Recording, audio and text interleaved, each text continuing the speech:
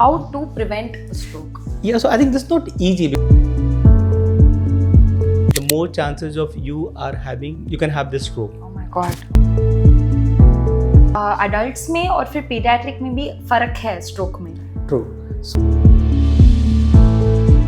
Hello and welcome. Today I'm here with Dr. Praveen Kumar, who is the head of the Pediatric Neurology Department at Sri Gangaram Hospital in Delhi, and he has a special interest in stroke, in pediatric stroke. So today we're going to be talking about stroke and about stroke in children. So first of all, thank you so much, doctor, for coming here today. Thanks. Yeah, so to start off with, what exactly is a stroke? What classifies as a stroke? So I think I'm really happy that today we're discussing about the stroke part now. So as we all know that stroke is something like which causes weakness in the limbs. Okay. Achha. So stroke happens when there is some amount of disruption of blood supply to the brain. So it's like a disorder of the brain which is happening because of decreased blood supply, disruption of blood supply to the brain. Okay. And the brain gets affected. That's in simple about the stroke part. अच्छा, तो ये मतलब बाहर से कैसे दिखता है? What exactly, like बाहर से एक इंसान को कैसे पता चलेगा कि स्ट्रोक है? तो इसका मतलब ऐसा हुआ कि इसके मैनिफेस्टेशंस होंगे फिर, जैसे कि जब ब्रेन का कोई पार्ट काम नहीं करता है तो उसके इफेक्ट्स हमें बॉडी में दिखता है. ठीक है, तो स्ट्रोक का मतलब हुआ कि जब एक पार्ट ब्रेन का काम नहीं कर रहा है, जिसको ब्लड सप्लाई नहीं हो पा रहा है. So this can have different manifestations, especially because we are talking about the pediatric stroke. तो pediatric stroke का जो manifestation होता है या जो उसके features होते हैं वो different होते हैं as compared to that the strokes. और pediatrics में भी अगर मैं थोड़ा सा और डिटेल में बताऊँ तो कि मैंने कैसा होगा, तो ये different होता है हमारे neonates में and children में. तो neonates तो actually adults में और फिर pediatric में भी फर्क है stroke में. True. So that is why pediatric strokes are many times missed. Maybe that we can discuss later on also. But definitely adults में और pediatric strokes के manifestations में, उनके causes में differences है. तो coming to your question कि ये कैसे manifest होता है, तो इस pediatrics में भी जो हमारे neonates होते हैं, जो less than 1 month वाले बच्चे होते हैं, उनमें ये manifest करता है with some very subtle signs like maybe seizures, or they have got some feeding difficulty, or they are lethargic, they are hypersomnolent, they are having apneas, breathing difficulties on the part, or maybe they can have some amount of paucity of movements जो रहता है. जो हमारे बच्चे होते हैं, children होते हैं, उनमें जो stroke होता है, they can have again like seizures, they can have focal weakness, जैसे उनका एक हाथ एक पैर काम नहीं कर रहा है, या फेशियल वीकनेस हो गई है उनके साथ में, बोलने में दिक्कत हो रही है, स्पीच डिफ़िकल्टी, या विजन डिफ़िकल्टी, देखने की दिक्कत हो रही है, या trouble in walking, gait problem, they can have confusion also, behavioral changes. So there are a lot of things which can happen because that is happening because of disruption of the brain function. So depending upon which part of the brain is not working well, it can have its own signs and the symptoms. Understood. So ये कितना common है? How common is pediatric stroke? So the one thing is that this is not uncommon if you look at the part. Maybe as compared to the adults, it is not as common as we see in the adults part. But again, in pediatrics, there are two groups. The one is the neonate and the second is the children beyond 1 month of the age. Yeah. If you think in the neonates, the incidence is as common as in adults. Oh my God. It's almost as common. ये बात तो this is not something that's widely discussed so at that all. that's why we're keen to discuss about the stroke, because in the neonates it is very very common. In fact, in the neonates you'll find that this happens in almost in around 1 in 4,000 to 6,000 neonates. It's very common. And the more preterm you are, the more prematurely born you are, the more chances of you are having you can have this stroke. Oh my God. जो हमारे बच्चे होते हैं, आजकल like preterm babies are also very common. Yeah. It's very it's become an epidemic, to be honest. It's really and the earlier you get the stroke, you can have the consequences for a longer time in your life. That is also a kind of like a different thing in the pediatric stroke. Really? Because the early part of your life you're getting in a stroke, you're getting the deficits for whole of your life on the time. Correct. उस समय पे brain का development is getting affected ना in this. True. And the whole life you're living with that kind of deficits. बच्चों में this happens almost in maybe in the thousands. You say like 11 in 1 lakh children on the part. But this is as common as brain tumors, or slightly maybe more common than brain tumors. okay, although we don't discuss so often and we Yeah, discuss more of the it's- brain tumors ये part. Topic मतलब literally अभी तक I have not heard it being discussed at all in common. I think this is a very serious topic. It should be discussed quite often in that case. तो what exactly बच्चे के brain में क्या होता है जब ये stroke होता है? तो दो चीज़ें होती हैं. मतलब हम ये समझते हैं कि बच्चे के ब्रेन में ब्लड सप्लाई रुक रही है. तो बच्चे के ब्रेन में ब्लड सप्लाई रुक रही है तो बच्चे के ब्रेन में ऑक्सीजन कम जा रहा है और वो हमारा उसका ब्रेन जो है वो डैमेज हो रहा है. तो जो हमारी ब्लड सप्लाई होती है रुकने के दो कॉमन कारण हो सकते हैं. या तो हमारा ब्लड जो फ्लो हो रहा है हार्ट से वेसल से ब्रेन तक जा रहा है उसमें कहीं डिसरप्शन हो, वहाँ पे कोई रुकावट हो जिसकी वजह से ब्रेन में ब्लड ठीक से नहीं पहुँच पा रहा है, जिसे हम लोग कहते हैं इस्कीमिया, क्योंकि ब्रेन में ब्लड सप्लाई कम हो गई. कभी कभी ऐसा होता है कि ब्रेन के अंदर में जो हमारी ब्लड वेसल्स होती हैं उनमें प्रॉब्लम आती है और वो रप्चर कर जाते हैं. ठीक है, Okay. चाहे वो ट्रॉमा की वजह से हो या कोई अलग मालफॉर्मेशन की वजह से हो, जिसे हम लोग कहते हैं कि हेमरेजिक. तो नॉर्मली हमारे पास में दो तरह के स्ट्रोक्स होते हैं. एक होता है इस्कीमिक स्ट्रोक जिसमें कि ओके ब्लड सप्लाई कम हुई, और दूसरा होता है हमारे पास हेमरेजिक स्ट्रोक जिसमें कि ब्रेन के अंदर में हमारा हेमरेज हुआ या ब्लड वेसल से रप्चर कर गई और वहाँ पे ब्लड क्लॉट बन गया. Okay. So one is oxygen, primarily ischaemic stroke जो है उसमें ऑक्सीजन सप्लाई कट ऑफ हो जाता है. And the other one is that you said is the blood vessels getting ruptured. True. Okay, माने अंडरस्टूड. दोनों में ऑक्सीजन सप्लाई कम होती है but the mechanism is slightly different. एक में ब्लड में पहुंच ही नहीं रहा है और दूसरे में हमारा जो वेसल्स है वो रप्चर rupture हेमरेज हो हो जा गया है. अच्छा, तो इसमें मैनिफेस्टेशंस भी अलग होते हैं क्या इसमें? सटल से. जैसे अगर हम देखेंगे जो हेमरेजिक स्ट्रोक होता है वो बहुत ही अब्रप्ट होता है. So they can have manifestations like very acute severe headache, very abrupt weakness of the body depending upon कहाँ पे हमारा हेमरेज हुआ. अगर हेमरेज हमारे पास में ब्रेन के पिछले हिस्से में होता है तो उससे हमारे ब्रेन के अंदर प्रेशर बढ़ने के चांसेस होते हैं, बेहोश होने के चांसेस होते हैं. जो हमारा इस्कीमिक स्ट्रोक होता है उसमें हो सकता है कि सिम्टम्स आने में थोड़ा समय लगे एज कम्पेयर टू हमारे हेमरेजिक स्ट्रोक में. अच्छा, okay. So I have a lot of follow up questions now for this. Number one, एक कॉज क्या हो सकता है for a stroke in a child? Cause क्या हो सकता है? लाइक अभी आपने बोला कि there are 2 types of strokes, but इसमें आपको नंबर वन आपको कैसे पता चलेगा कि कौन सा टाइप का स्ट्रोक है? That is one thing. And another thing is इसका कॉज क्या हो सकता है? What is something that could have caused the stroke? Okay, so कौन से टाइप का स्ट्रोक है वो तो हमें कंफर्म करना होता है जब हम उसका न्यूरो इमेजिंग करते हैं, सीटी स्कैन करते हैं और हम उसका एमआरआई ब्रेन करते हैं. उसमें पता चलता है कि वो अच्छा. हेमरेजिक है या फिर हमारे पास में वो इस्कीमिक स्ट्रोक है. लेकिन जैसा हम लोगों ने अभी बात किया कि सिम्टम्स के हिसाब से ही पता चलता है कि हाँ वो स्ट्रोक जो है वो हेमरेजिक है. जैसे मान लें किसी को ट्रॉमा हो रहा है, हेड इंजरी हो रहा है, उसके बाद में स्ट्रोक आ रहा है तो पॉसिबली वो हेमरेजिक होगा, ब्रेन के अंदर में ब्लीड हुआ होगा. हाँ, ठीक इंजरी है? हो गया. या जो ऐसे सिम्टम्स निकल करके आए जहाँ पे कि अब्रप्टली बहुत ही सीवियर हेडेक के बाद में बहुत ही अब्रप्ट स्ट्रोक हुआ तो पॉसिबली वो हो सकता है कि वो हेमरेजिक हो फिर. ठीक है, Okay. That's the one the part. But there are certain conditions. किसी को ऑलरेडी कोई ब्लीडिंग डिसऑर्डर है जहाँ पे ब्लीडिंग होने के चांसेस ज़्यादा होते हैं, जैसे हीमोफीलियाज होता है, तो they can have the haemorrhage in the brain also like that bleeding outside. So similarly they have got other condition जहाँ पे कि इस्कीमिया होने के चांसेस ज़्यादा होते हैं. जैसे किसी को ऑलरेडी ऐसी डिसऑर्डर्स है जिसमें कि थ्रोम्बस ज़्यादा बनता है या हार्ट की प्रॉब्लम है तो उससे उसको इस्कीमिक स्ट्रोक होते हैं. लेकिन हम कंफर्म करते हैं जब हम लोग उसको इमेज करके देखते हैं, अच्छा, एमआरआई, सीटी सीटी स्कैन करके देखते हैं. जो सेकंड क्वेश्चन था आपका that was for the what are the causes? हाँ, तो कॉजेज़ के लिए हमें देखना होता है कि जो हमारे पास में ब्रेन में ब्लड सप्लाई कम हो रही है. जैसे हमने अभी डिस्कस करा कि ब्रेन में जो ब्लड जाता है वो हार्ट से निकलता है और हार्ट से हमारी वेसल्स होती हैं जो ब्लड को लेके जाती हैं और वेसल्स के अंदर ब्लड होता है जो पहुंचता है.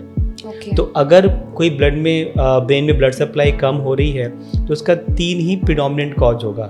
प्रॉब्लम या तो हार्ट में हो सकती है या हमारे जो ब्लड वेसल्स ब्रेन को लेके जा रहे हैं उसमें हो सकती है या जो हमारे ब्लड है जो जा रहा है उसके अंदर प्रॉब्लम हो उसमें हो सकती है. तो ये प्रॉब्लम्स एक बच्चे में how is it common, how is it possible that एक बच्चे को जो मतलब लिटरली न्यूनेट्स आपने बोला, how is it possible that एक अभी अभी पैदा हुआ बच्चा, how is it possible that the बच्चा is going through something like this? हाँ, दैट्स वेरी इंटरेस्टिंग। जैसे हम समझते हैं कि जो एडल्ट्स में स्ट्रोक होता है हाँ। वो उनके आर्टरीज के थिकनिंग से होता है, जैसे आर्टेरियोस्क्लेरोसिस कहते हैं, जी। एथेरोस्क्लेरोसिस कहते हैं, उनके स्मोकिंग की वजह से या उनके डायबिटीज की वजह से हाँ, या उनके हाइपरटेंशन diet की वजह से, हाँ। हाइपरटेंशन की वजह से या हाई कोलेस्ट्रॉल, ट्राइग्लिसराइड्स की वजह से बच्चों में ये तीनों चीज़ें काम करती है। जैसे आपने कहा कि न्यूनेट्स में कैसा होता है, तो अगर किसी न्यूनेट्स को कंजेनाइटल हार्ट डिफेक्ट है, So they're born with a defect itself which could cause They can something cause. like this. दूसरा काम होता है कि न्यूनेट्स में कोई इन्फेक्शन हो जाए, सेप्सिस हो जाए, मेनिंजाइटिस हो जाए, उससे हो सकता है। And बट मोर इम्पॉर्टेंटली कि न्यूनेट्स में क्या होता है कि जो प्लासेंटा होता है, जो मदर से बेबी को ब्लड लेकर के आता है, they can have the fetal stroke also, और they can have clots coming from the mother through the placenta and to the newborn, to the fetus. There are a lot of, there are a lot of causes which starts from the mother, the obstetrics part, the placenta, and then coming to the fetus, post birth in the neonate. That is one thing in the neonates. जो हमारे बच्चे होते हैं, children होते हैं, उनमें again हमें देखना होता है कोई हार्ट में प्रॉब्लम तो नहीं है, कंजेनिटल हार्ट डिफेक्ट या कोई कार्डियोमायोपैथीज तो नहीं है, या कोई एरिथमियाज तो नहीं है हार्ट में, या हमारे जो वेसल्स ब्लड को लेके जा रहे हैं ब्रेन तक, उस वेसल में कोई प्रॉब्लम तो नहीं है, कोई ट्रॉमेटिक, कभी कभी बच्चे गिर जाते हैं, ट्रॉमा हो जाता है वेसल्स में, उसकी वजह से, या वैस्कुलाइटिस होती है, मतलब वेसल्स के अंदर में इन्फ्लामेशन होता है, उसको हम लोग आर्टेरियोपैथी कहते हैं, आर्टेरियोपैथी, ओके, उसकी वजह से। या द थर्ड पार्ट होता है हमारा ब्लड, कि ब्लड के अंदर में ही ऐसी कुछ डिफेक्ट्स हैं जो ज़्यादा क्लॉट कर रहा है, जैसे प्रोथ्रोम्बोटिक कंडीशंस कहते हैं, कि ब्लड में ऐसी टेंडेंसी है कि ज़्यादा क्लॉट कर जाता है। तो ब्लड इटसेल्फ, वो टाइप इटसेल्फ ऐसा है, या ऐसा टाइप है। तो जब कभी हम इन बच्चों को देखते हैं स्ट्रोक के साथ में, तो हमें इन तीनों एक्सिस पे उनको इवैल्यूएट करने की ज़रूरत होती है।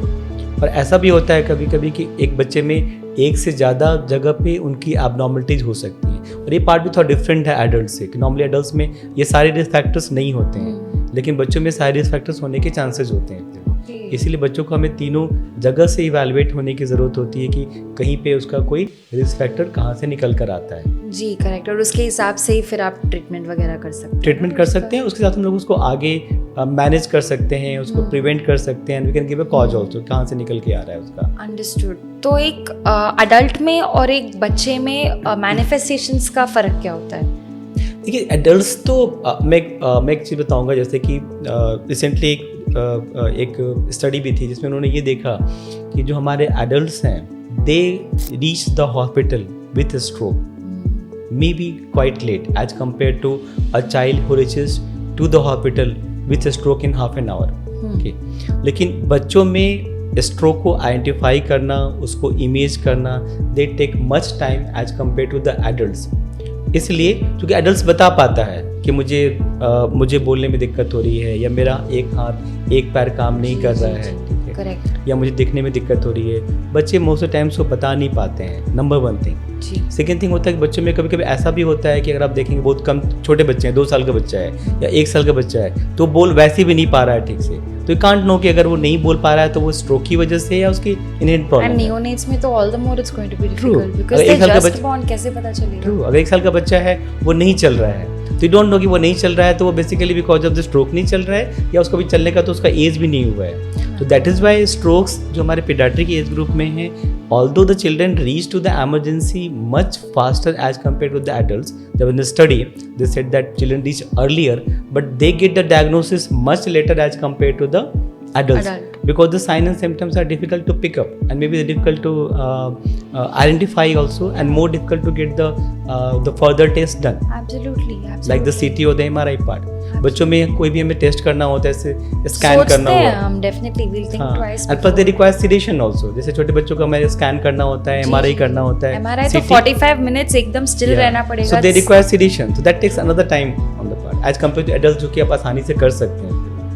So right from the symptoms which is not very obvious to the part where the treating physician also doesn't have a very good clue that this is a stroke. There are a lot of mimics of the stroke in the pediatric which we can discuss. और क्या चीज़ें हो सकती हैं।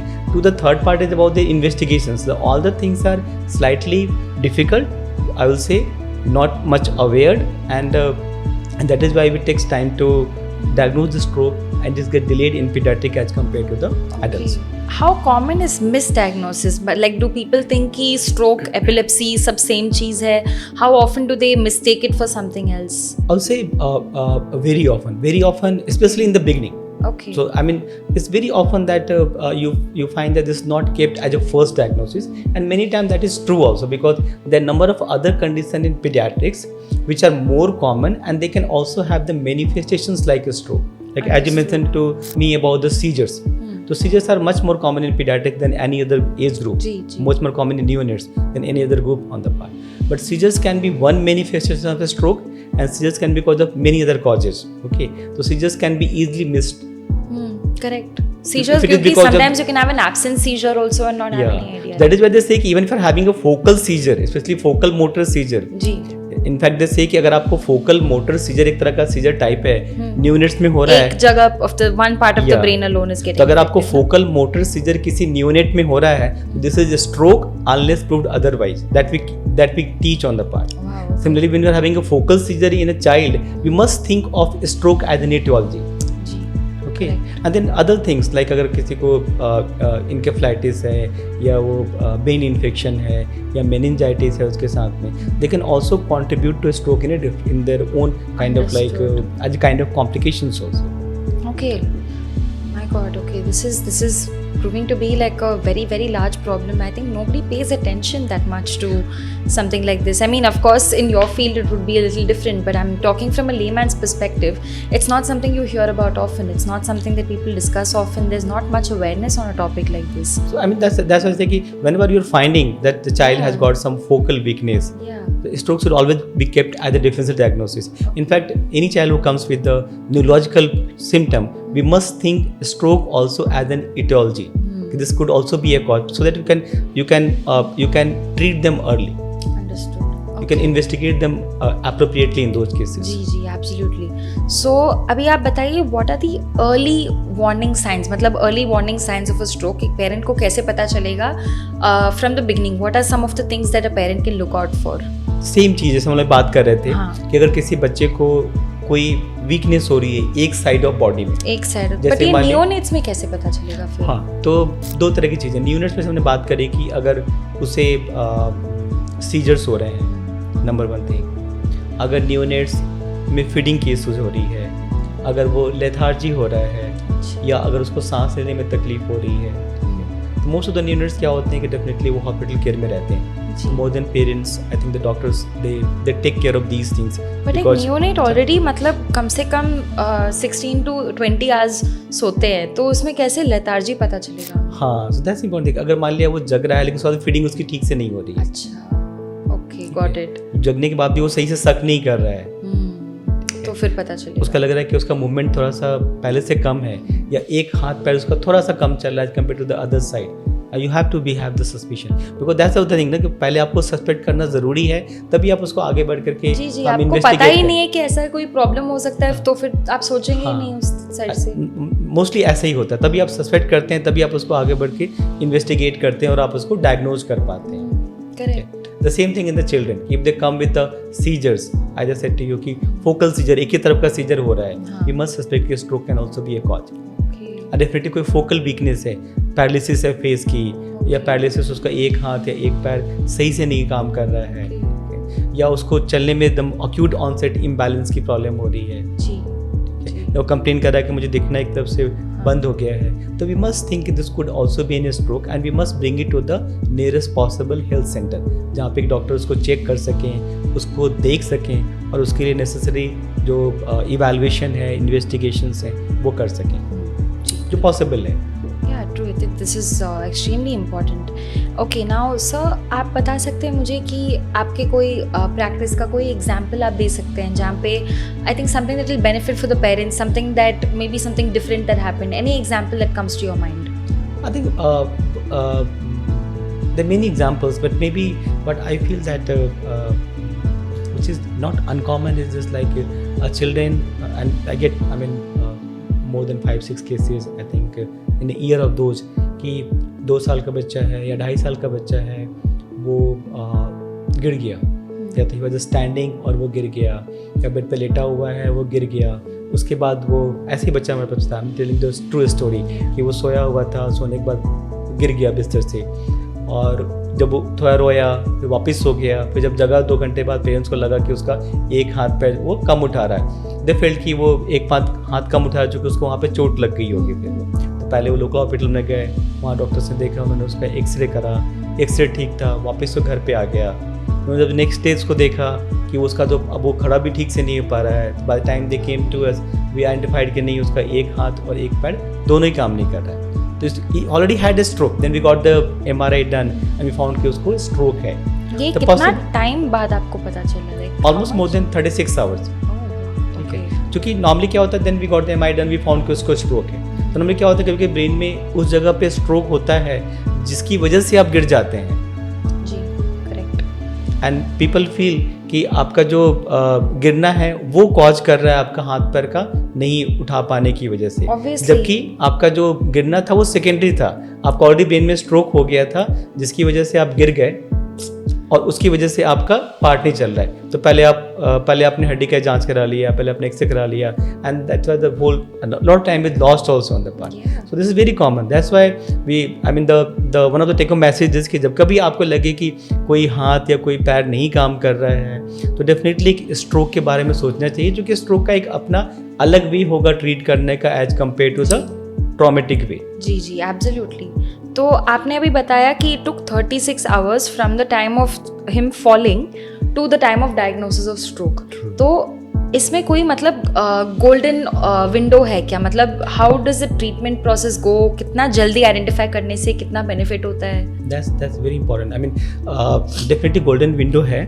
वो golden window पहले adults में ज़्यादा मतलब कि ऑब्वियस था, अब वो चीज़ें पीडियाट्रिक्स में भी आ गई हैं। बहुत सारी मेडिसिन ऐसी होती हैं जो हम लोग कहते हैं क्लॉट बस्टिंग मेडिसिन, जो क्लॉट को हमें, जो ब्रेन में अगर क्लॉट बन रहा है हमारे वेसल्स में, उसको वो तोड़ देती हैं, चाहे वो मैकेनिकली क्लॉट हम ब्लस्ट करें जिसे हम कहते हैं कि थ्रोम्बेक्टोमी करते हैं, या थ्रोम्बोलाइसिस कहते हैं, हम ड्रग दे करके क्लॉट को तोड़ते हैं। एडल्ट्स में कॉमनली यूज़ होती है, लेकिन अब वो पीडियाट्रिक्स में भी एडवोकेटेड है जहाँ पे यूज कर सकते हैं। और उसका एक टाइम लाइन है कि अगर आप किसी स्ट्रोक को शुरुआत के 4.5 घंटे में 4.5 आवर्स में आइडेंटिफाई कर पाते हैं, और कुछ क्राइटेरिया जहाँ पे कि स्ट्रोक आपने उसको डिफाइन कर लिया, और एक लार्ज वेसल ऑब्स्ट्रक्शन का स्ट्रोक है, उसमें कोई सिग्निफिकेंट हेमरेज नहीं है, ठीक है, तो हम उसमें क्लॉट बर्स्टिंग मेडिकेशंस यूज कर सकते हैं 28 डेज ऑफ लाइफ ऑनवर्ड्स।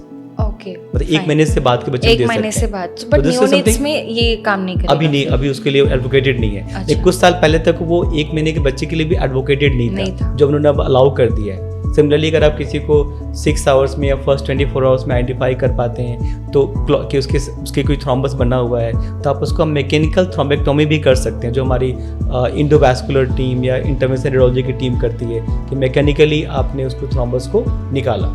अच्छा, तो इसीलिए first 4.5 hours, first 6 hours, first 24 hours में स्ट्रोक का आइडेंटिफिकेशन होना, और अगर रिक्वायर्ड मेडिसिन की रिक्वायरमेंट है या रिक्वायर्ड हमें थ्रोम्बस को निकालने की ज़रूरत है, तो उन चीज़ों को हम इस्तेमाल कर सकते हैं। So that these are the golden hours. That's golden why hours. I mean, that's why it's within very, the 4 to 24 hour mark. If you yeah, can do true. it. I mean, and for the medicine, if you ask me, it's the first 4.5 hours. First 4.5 hours. And that is very difficult, yeah, to identify, right? Yeah, true. क्योंकि what if बच्चा school गया और ऐसा हुआ and by the time they come back home तो 8 घंटे निकल गए. True. And that is why the pediatric strokes are difficult to identify and difficult to manage in these circumstances. Yeah, absolutely. Especially because time limit हमारे पास कम है, लेकिन ये हमारा purpose भी है कि we should be aware about कि these things happen. हाँ. Once you are aware, then you can get the image done, then you can think of utilizing these kinds of like available treatment options. वरना तो बच्चा ठीक है, बच्चा गिर गया उसकी वजह से उसको प्रॉब्लम हो रहा है वैसे सोचेंगे, and by the time you come to the अच्छा ठीक है स्ट्रोक हो सकता है, पीडियाट्रिक से मतलब न्यूरोलॉजिस्ट के पास भेजोगे, फिर उसके बाद पता चलेगा कि ये स्ट्रोक हो सकता है, तब तो निकल जाएंगे 2 दिन आराम से। सो बहुत सारा टाइम आपका निकल जाता है उसके साथ में। तभी हम लोग ये डिस्कस कर रहे हैं कि हाँ, जब कभी इस तरह की चीज़ें हो तो हम लोग उसको भी पहले लाइन पे हम कंसिडर करें, और उसको हम तब वहाँ पे भी इवैल्यूएट करें कि हाँ वो पार्ट भी तो नहीं है, उसको हमने एक्सक्लूड कर लिया, वो चीज़ नहीं है। I think awareness about this is extremely low. Like people need to know more about this because I had no idea about all of this until we're just talking about it True. now. I think even in the meeting when we talk about these things, so the response is almost the same, that people feel that pediatric strokes are not common, या बच्चों में strokes होता ही नहीं है. Okay? I तो बच्चों में think strokes it's- होता भी है और उसका ट्रीटमेंट भी पॉसिबल है. जी बिल्कुल. तो आप अभी मुझे बताइए, what are the long term effects of a stroke in a child. That is two things. One is अगर ये गोल्डन आवर में अगर हम आइडेंटिफाई कर लें, गोल्डन टाइम पीरियड में आइडेंटिफाई कर लें और इसका ट्रीटमेंट चालू कर दें, उसका लॉन्ग टर्म इफेक्ट क्या है वर्सेस अगर हमको टाइम लग गया और उसका लॉन्ग टर्म इफेक्ट्स क्या है. ये दो चीज़ें, इसमें एक अच्छी चीज़ भी है और पहले मैं बताता हूँ अच्छी चीज़ क्या है. बच्चों का brain is much more plastic as compare to the adults.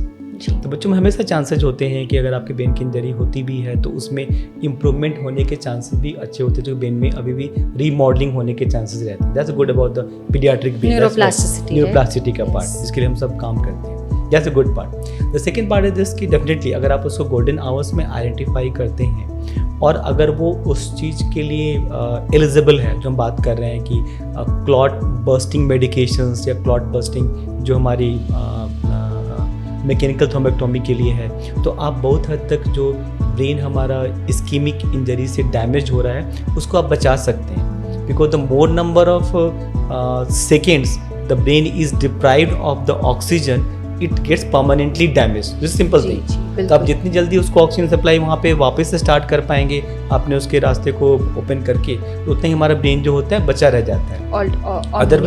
Otherwise the brain dies and the neurons die on the part. Okay, so जो हम अर्ली पेज में कर पाते हैं तो उसमें हमारा कॉम्प्लिकेशंस का चांसेस ऑलमोस्ट नील रहता है, जितना हम टिश्यूज़ को बचा लेते हैं इसके साथ. डेफिनेटली अगर स्ट्रोक के लॉन्ग टर्म कॉम्प्लिकेशंस रह जाते हैं, डिपेंडिंग अपॉन कौन सा पार्ट हमारा ब्रेन का अफेक्ट हुआ, but most of the cases they can have simple things like seizures, epilepsy in the later life. Lot of kids with the stroke, they get the epilepsy later in their life.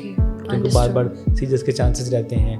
They will have some deficits, मतलब कुछ ना कुछ कमी रहती है उनके, जैसे हाथ के यूज़ में, पैर के यूज़ में, जैसे हम कहते हैं कि हेमीप्लेजिया का पार्ट रह जाता है. ठीक है. थर्ड की they can also have the deficits in other domain, because हमारी ब्रेन फंक्शन करता है एक फैमिली की तरह. तो एक पार्ट अगर ब्रेन का अफेक्ट होता है तो आपस के नेटवर्क्स भी जो होते हैं वो भी कहीं ना कहीं डिस्टर्ब होते हैं. अंडरस्टूड. अगर ब्रोकास एरिया को डैमेज हुआ तो फिर ऑटोमेटिकली स्पीच में होगा. Okay, तो वैसे ही तो उनका बाद में हमारा इंटेलिजेंस, उनका कम्युनिकेशन, उनकी लर्निंग, उनका एकेडमिक, वो भी अफेक्ट होने का उससे चांस होता है. ठीक है. And that is in the life long. Second thing which I wanted to make you understand कि बच्चों में जब स्ट्रोक होता है, किसी एडल्ट का स्ट्रोक होता है 60-70 ईयर्स पे, may be has got couple of may be decades more to live, fine, with that deficits. अगर किसी न्यूनेट्स को स्ट्रोक हो रहा है या किसी को 2 साल पे स्ट्रोक हो रहा है, तो years of his living with that kind of like deficit is much high. So for next 60 years he's living with that kind of deficits. So imagine the child who's having deficits for the next 60 years. Imagine the family who's living with the child with the deficit for next, whole of his life on the part. The financial burden to the parents. Absolutely. The psychological the burden to emotional, the psychological, financial, like each and everything. Yeah, is so going to that's something which is very that's for many years on the part, and that's much different than in any other group when you have this neurological condition. Absolutely, I think that's very vital because now for agar hum yahan pe, even if we look at something that's not neurological, something, even if we look at something that's purely physical, ki theek hai aaj koi if there is an accident or if somebody is in need of permanent care, that itself can psychologically damage them as well as the caregivers. And now for something like this where it's a lifelong and it's a neurological injury for the child, that's going to be a huge effect for the parents as well as the child itself. I think that's why I think we should be also looking at the definitely looking at the early identification, as you mentioned, in कैसे उसको identify कर पाएं, and definitely if you can prevent these things also. Yeah, that's the primary thing I wanted to talk about, how to prevent a stroke. Yeah, so I think this is not easy because many times you find that when the stroke appears, then you start looking for the risk, for the causes and the risk factors. Okay, but definitely we have got certain risk factors, like you talk about the neonates. तो neonates में कुछ risk factors होते हैं जो कि मान लिया maternal risk factors है, mother with the obesity, mother with the hypertension, mother with the diabetes, mother with some kind of like drugs. Okay. So they can also contribute to the stroke. So these can be things which can be preventable.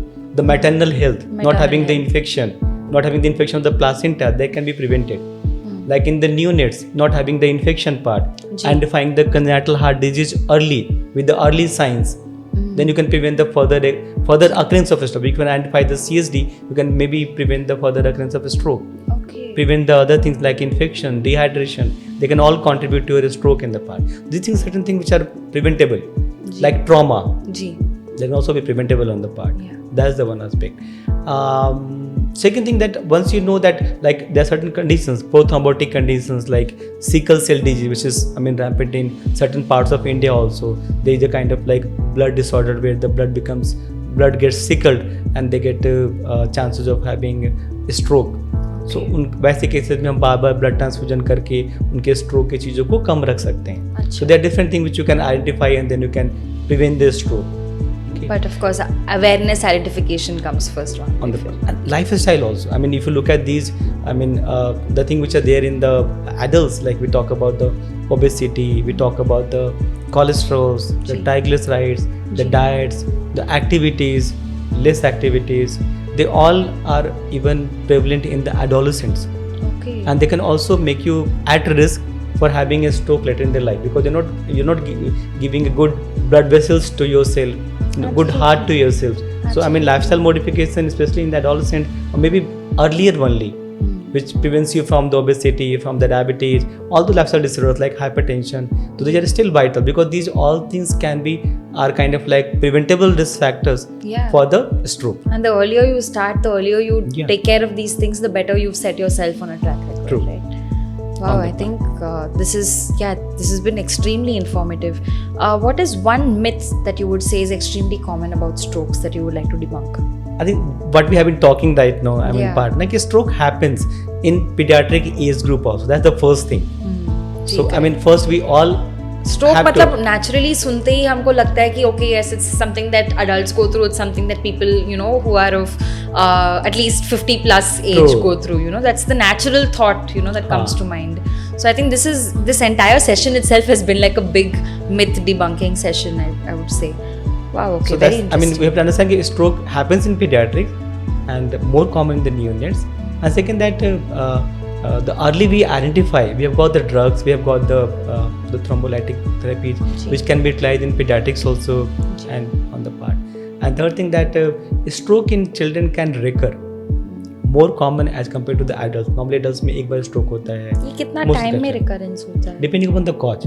Okay, That's why अगर आपने उसको cause को नहीं identify किया, नहीं treat करा, so बार बार होने के चांसेस होंगे. इसलिए हमें ज़रूरी है कि उसको हम आइडेंटिफाई करें, रिस्क फैक्टर्स को हम पहचानें, कॉज को पहचानें, सो कि उसके हम रेकरेंस को बचा सकें. ऐसा भी हो सकता है फोकल मतलब स्ट्रोक एरिया में ऐसा भी हो सकता है कि अगर इस बार मेरे को like let's say I have had a stroke and we have not identified it and कुछ टाइम बाद is it possible to have it in another place as well in the brain, और मतलब यूजुअली सेम एरिया ही effect होता No, है? no, true. I mean, that's a very good question. That can happen in different places. No, like once you have got once you have got causes like vasculitis, जिसमें blood vessels से हमारी में inflammation होता है, जी. ठीक है. So we pick up, based on these different strokes in different vascular territories of the brain.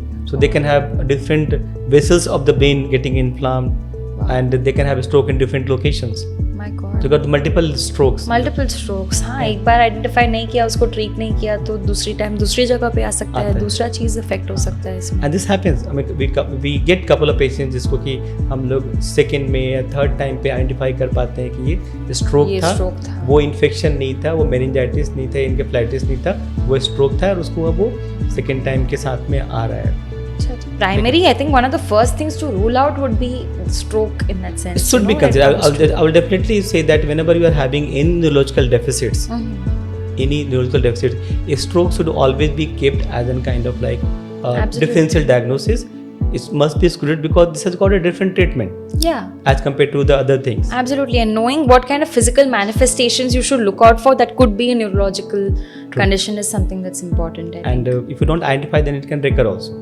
That's why you have to be looking for this as a kind of like cause for your neurological signs and symptoms. Ji, That's absolutely, true. very true. So, doctor, what is one take-home message that you would like to give to parents out there who are watching, and also to anybody else who's interested in learning about this? Stroke is not uncommon. It can be easily missed, but easily diagnosed also. Ji, Once you have got the suspicion, so the idea is that you suspect, yes. you diagnosed, and then you can manage it well. Manage it well. I think that's a little hopeful as well, because once somebody is aware कि हाँ ऐसा problem हो सकता है और ऐसे ऐसे चीज़ें हो सकती है, तो सस्पिशन जैसे आपने बोला कि once you suspect it then automatically or at least capable, and जैसे आपने बोला कि एक बच्चा का brain is more capable of healing, more capable of reworking itself and figuring this out. I think that's something that will at least give the parents hope out there. So I think that's a very strong message, and thank you so much. Apart from this, sir, is there anything else you would like to add that would help even pediatricians out there look for something like this? I'll just say one more thing. I mean, maybe this is related to stroke also, that we must advocate in our kids a good healthy lifestyle, Ji, absolutely. which includes definitely beyond the academics. So they should have some time for their, I mean, this is for the parents also. True. So I mean, they should have some time for their sports, physical activities also, because that helps in a lot of neurological and non-neurological disorders. ये मतलब जितना early आप अपने बच्चे को आप सिखा पा रहे हो कि okay yes it's important to be eating healthy और it's important to be having good physical activity and stuff, I think that's something like you can set your child on a good trajectory. True, very good. I mean, we get all the, I mean, a lot of parents saying that child is only on the screen part, he's not leaving the mobile, he's not leaving the TV, and that's very common in every household on बड़ा the चीज part. हो गया है आजकल, on the तो part, screen time has become huge. So I think it's not, I mean, if you give them some other alternatives where they have to go and they can spend their time, energy, like sports, fine, that is going to help them in both the way. They'll come out of the screen also, and they will have a kind of like a lifelong healthy habit. जी, So you're starting early in the life.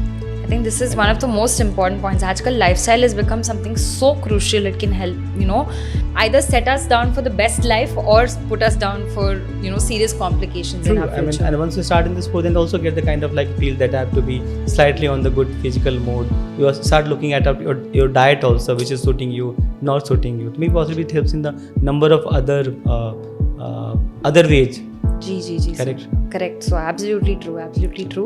Thank you so much for coming down today. Thank you for having this really, really informative session. And I know for a fact that this will help parents out there understand what this issue is and be aware of it. Thank you for your time, Doctor. Thanks a lot. Thanks that you brought this topic for the discussion today. Oh yes, absolutely. Sir. Thank you so much. Thank you.